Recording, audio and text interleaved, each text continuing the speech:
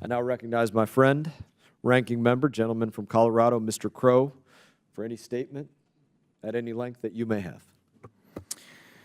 Thank you, Chairman Mast, for calling this really important hearing. I would like to begin by recognizing Ms. Shamblin for being here and for the sacrifice that your family has made for our country on behalf of all of us, a sacrifice of which we owe a great debt that our nation will never be able to repay, but we will certainly try to do that sacrifice credit here and moving forward. And I also want to recognize the members of the Afghan military, my Afghan brothers and sisters who fought this war with great courage, with great fortitude, and both of us leave pieces of our heart in Afghanistan and with you and your families, and thank you for being here today as well.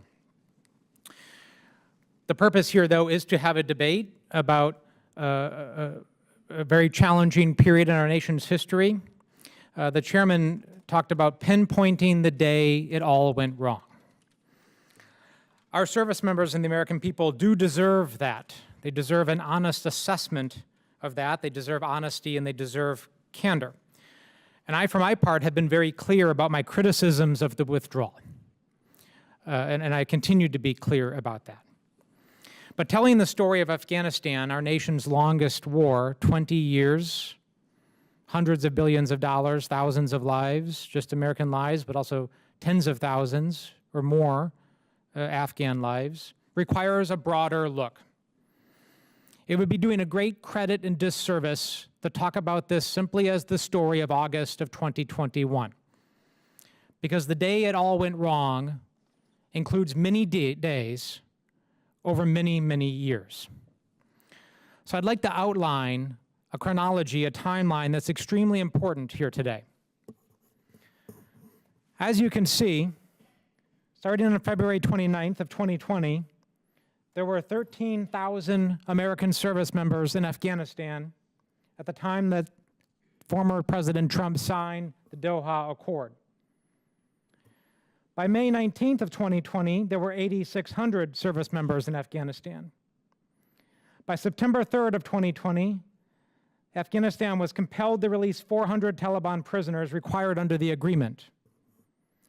Then by November 17th of 2020, we were down to 2,500 forces, or we announced a withdrawal of 2,500 forces by January of 21, before President Trump took off, or President Biden took office. Between December 1st and December 31st of 2020, there were 185 pro-government forces killed, over 3,000 security forces killed, and over 1,400 civilians killed by the Taliban during that period, far from compliance with the Doha Agreement. Then by January 15th, before President Biden took office, we had completed the withdrawal down to 2,500 forces. So the cement was hardening on the events of August 2021 way before it occurred. Highlighting a few key events. Again, it was February 29th of 2020 where Donald Trump signed the Doha Accord with the Taliban. Then you go to September 12th of 2020. The Afghan-Taliban talks finally start, 7 months behind schedule. Then going to October 7th of 2020, Donald Trump started tweeting, and he said specifically that American troops would be home by Christmas. At the same time, they were trying to compel the Taliban to adhere to the deal and maintain security. The President of the United States is tweeting out that we're going to do an immediate withdrawal of troops, undermining everything that we had done way before 2021. So by January 15th of 21, the Afghan first vice president says that Trump made too many concessions to the Taliban and that violence will only increase. So yes, were there mistakes and missteps in August of 21? Undoubtedly there were. And we will do after action reviews, we'll have discussions to make sure that we can never repeat those mistakes again, because we deserve to do better. Those who made the sacrifice that month deserve us to do better. But make no mistake, this is not the story of August 2021. And it would be doing a great disservice to the American people and all who made tremendous sacrifices if we did not recognize the many missteps that were made over 4 presidential administrations, Republican and Democrat, that were made over 10 Congresses, Republican and Democrat.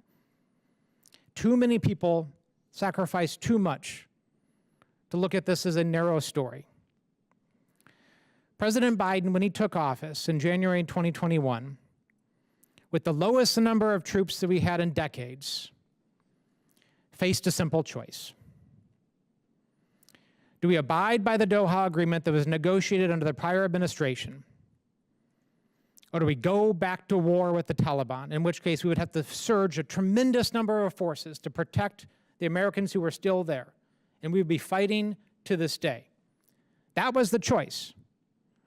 Now, you can disagree one way or the other on what that choice should have been, but that was the choice he was facing. There was no status quo.